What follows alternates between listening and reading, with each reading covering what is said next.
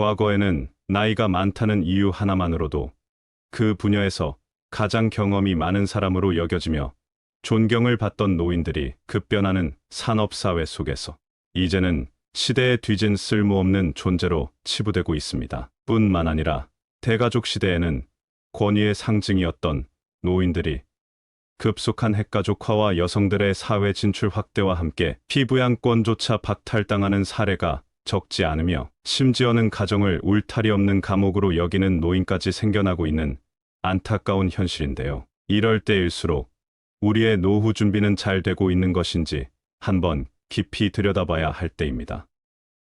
노후 준비 제대로 하고 계신가요? 옛날에 한 남성이 늙은 아비를 지게에 지고 산에 올라 버리고 서둘러 내려오려고 했다. 마침 그때 함께 갔던 아들이 나중에 아버지가 늙게 되면 그때 쓸 지게라며 챙기는 어린 아들을 보고서 자신의 부류를 뉘우치고 다시 아비를 모시고 내려와 극진히 섬겼다는 이야기는 많이 알려진 그 유명한 고려장 설화입니다. 그의 가치를 교훈으로 전하는 동시에 뒤집어 생각하면 자식에게 기대하는 노후는 처참한 결과를 불러올 수 있다는 섬뜩한 현실을 일깨워주는 이야기이기도 합니다. 한국보건사회연구원 조사에 따르면 부모 부양의 책임이 자녀에게 있다는 의견에 동의한 비율이 2010년 40.9%에서 2019년 23.3%로 10년 새 급감했다고 합니다. 부모 부양에 대한 사회적 인식이 바뀌고 있다는 겁니다.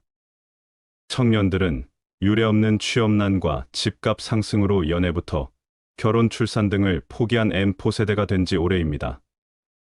부모를 부양하기는커녕 나이든 부모에게 의존하는 캥거루족이 되지 않는 것만 해도 다행인 시대입니다.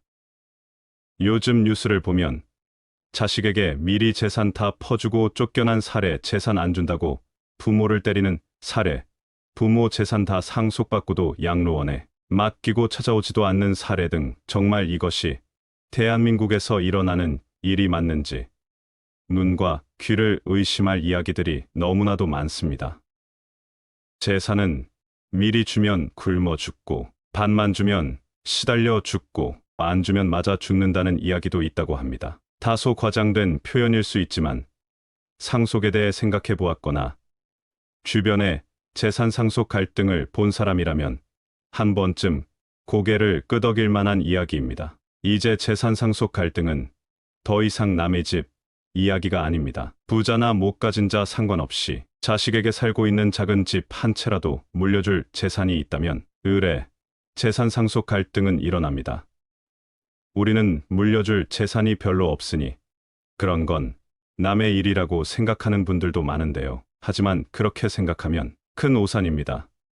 우리는 이제 60년을 살았다고 환갑잔치를 크게 벌이며 축하해주던 시대에 살고 있지 않습니다. 이제 축복이든 재앙이든 인류는 오래 살게 되었습니다. 내가 원하든 원하지 않든 오래 사는 것이 크게 어렵지 않은 일이 된 것입니다. 1970년대 한국인의 평균 수명은 60세 안팎이었습니다. 50쯤 은퇴를 하고 10년 안팎의 여생을 보내다 죽는 일이 다반사였죠. 그러니 주로 재산을 많이 물려받은 장남이 부모 부양을 전담했으며 통상 무리 없는 수준이었습니다. 그러나 지금은 100세 시대다. 재수 없으면 120세까지 산다는 말도 나오고 있습니다. 은퇴 후 소득 없이 버텨야 하는 기간이 과거보다 몇 배 더 길어졌고 당연히 노후 준비 자금도 많이 필요해졌고 부양 비용도 치솟았습니다.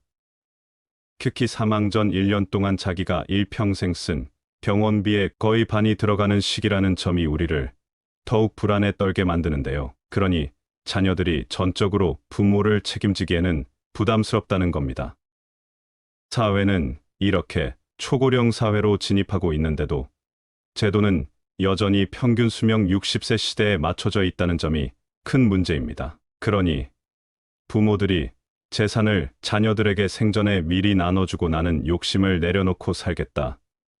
자식이 잘 사는 게 더 행복하다고 말하는 시대는 이제 아니라는 겁니다. 그러니 돈이 조금 있더라도 아껴 쓰고 사후에 얼마 정도 물려주겠다는 생각은 버리고 노후에 다 쓰고 죽는 것이 현명한 방법일 수 있습니다. 부를 쌓아 자식들에게 물려주려는 생각은 자녀들의 독립성을 크게 해칠 수 있습니다. 학교에서 아이들을 가르치다 보면 아버지에게 물려받을 건물이 몇 채나 있다며 건물주가 되어 월세를 받아가며 편하게 살겠다. 뭐하러 공부를 열심히 하느냐고 말하는 학생도 있다고 하는데요. 그러다 보니 부모 도움을 적게 받은 학생들은 상대적 박탈감이 커지고 금수저니 흙수저니 하는 수저 논란까지 나오고 있다는 겁니다. 또한 재산을 물려주면 나보다 내 자식은 더 편안하게 잘 살겠지 하는 애틋한 마음으로 주고 싶어 하지만 단기간은 그 돈으로 잘 살 수 있을지는 몰라도 장기적으로는 원래 상태로 떨어지게 된다고 합니다. 우리가 흔히 듣는 이야기 중에 복권 1등에 당첨된 사람 중에 끝까지 그 재산을 지켜낸 사람들이 별로 없다는 말이 있습니다. 그만큼 자신의 노력과 실력으로 일구어낸 재산이 아니기 때문에 지속 가능성이 없다는 겁니다. 그럴 바엔 물려주지 않는 것이 더 좋습니다. 우리나라 부모들은 자녀들에게 한마디로 봉이라고도 할 수 있습니다. 성인이 될 때까지 먹여주고 입혀주고 학교 보내주고 대학교까지 다 보내주고도 대학원 진학에 원한다면 유학까지 보내주고도 취직이 안 되면 또 내 자식이니 끝까지 책임지겠다며 한 집에 데리고 삽니다. 그런 캥거루족들이 점점 많아지고 있습니다. 급기야는 결혼할 때 바리바리 혼수에 전셋집까지 해줘야 한다며 난리를 피웁니다. 정말 한도 끝도 없이 뒷바라지하며 올인했더니 그렇게 자란 자식들이 부모의 수고를 알던가요? 부모에게 얼마나 고마워하던가요? 물론 돈이 아주 많다면 모든 걸 다 해주면 좋겠지요. 하지만 자신들의 노후 준비에 여유가 없는 대부분의 가정에서도 비슷한 일들이 벌어지고 있다는 게 큰 문제라는 겁니다. 우리들의 수명이 짧았다면 가능했겠지만 지금처럼 부양 비용이 급증하는 시대에는 정말 빠르게 생각을 전환해야 합니다. 나는 이미 늦었다고 낙담하지 마시고 지금부터라도 정말 냉정해져야 나의 노후도 편안하고 자식들도 편안합니다. 다 큰 자식이라면 정서적으로도 경제적으로도 독립시키는 것이 당연한 부모의 마지막 의무가 되어야 합니다. 애당초 부모에게 재산을 물려받으리라는 기대를 전혀 하지 않도록 어릴 때부터 성인이 되면 너가 독립해서 알아서 살아야 한다고 가르쳐야 합니다. 그래야 처음부터 부모의 재산을 바라고 뭐 어떻게든 되겠지 하는 마음은 버리고 자신의 인생을 잘 계획하며 살아갈 수 있고 자립심이 강한 성인으로 자랄 수 있습니다. 기대를 안 하면 부모에 대한 원망도 없습니다. 부모가 줄 것처럼 말하다가 나중에 나도 노후에 먹고 살아야 하니 못 준다고 하면 그때 자식은 기대하던 게 있으니 부모를 원망하고 미워하는 마음까지 생길 것입니다. 또한 부모도 나의 노후는 내가 책임진다는 아주 강한 마음을 먹고 준비해야 합니다. 그래야 자식에게 떳떳하고 노후가 비참해지지 않습니다. 노후에 자식이 뭐 어떻게든 해주지 않겠나 생각했다가 상황이 여의치 않다면 그것만큼 비참한 노후도 없을 겁니다. 부처님은 어떻게 아시고 이런 말씀을 남겼다고 하는데요. 돈을 쓰는 순서가 있다고 합니다. 가장 먼저 나에게 쓰고 그 다음엔 배우자에게 쓰고 마지막은 자식에게 쓰라고 했다고 합니다. 자신을 위하는 것이 곧 남을 위하는 길이라는 겁니다. 자신을 위해 써야 내 돈이지 죽고 나서 자식들이 나누어 가지면 모두 흩어진다는 것이죠. 이제 우리는 대다수가 오래 살게 된 이상 나의 재산을 자녀들에게 미리 얼마 있다고 알리지 않는 게 좋습니다. 아무리 피를 나눈 부모 자식 관계라지만 돈이 있다는 걸 아는 순간 누구나 욕심이 생깁니다. 스스로 노후를 책임지되 이제는 정말 나이가 들어 주변을 서서히 정리해야 하는 순간이 오면 그때 가서 재산을 적당히 나눠주는 것이 좋습니다. 그리고 마지막까지 나의 노후는 내가 알아서 할 테니 신경 쓰지 말라고 하고 더 이상 바라지 말라고 꼭 선언하세요. 혹시라도 왜 이것밖에 안 주냐고 한다면 당당하게 말씀하시면 됩니다. 죽을 때까지 너희에게 손 안 벌리고 싶어서 그러니 오해하지 말라고 말입니다. 자식도 다 크면 부모 인생 따로 있고 자식 인생 따로 있다는 사실을 꼭 기억해야 합니다. 부모가 자식만 바라보면, 반대로 자식도 부모만 바라보면 서로 불행해질 뿐입니다. 자녀들의 자립심을 길러주는 지혜로운 방법 몇 가지를 소개하겠습니다. 아이들은 독립된 인격체다라는 말은 다들 들어보셨을 겁니다. 독립된 인격체란 어떤 일에 대해 스스로 결정하고 그에 대한 책임도 스스로 지는 존재라는 뜻입니다. 그러니 아이들이 아직 어리더라도 무엇이든 스스로 생각해보고 선택하도록 격려해 주셔야 합니다. 예를 들면 저녁 식사 메뉴를 고르도록 하는 것, 자녀의 결정에 어떠한 간섭 없이 그대로 존중해 주는 것, 집안일을 어떻게 배분할 것인지 정하는 것 등 이러한 과정을 통해 민주적인 부모-자식 관계가 정착될 수 있으며 자신의 의견이 수용되는 경험을 통해 독립된 인격체임을 느끼도록 하는 것이 정말 중요합니다. 우리나라 부모님들은 이 부분이 정말 잘 안 되는데요. 그래서 아직 어려서 너는 잘 모른다거나 내가 다 해봐서 안다. 그렇게 하면 안 된다. 너는 엄마가 시키는 대로만 하라던가 아빠가 다 도와줄 테니 너는 공부만 열심히 해라와 같은 발언은 자녀를 부모의 부속품으로 여기거나 부모의 꿈을 대신 이뤄줄 도구로만 여기는 나쁜 행동이라는 것을 꼭 알아야 합니다. 또한 적당한 나이가 되면 노동의 가치와 그에 대한 정당한 대가를 가르쳐야 합니다. 이를 위해 어릴 때부터 스스로 할 수 있는 집안일을 배분한다거나 어떤 일을 했을 때 용돈을 지급함으로써 경제교육을 시켜주는 겁니다.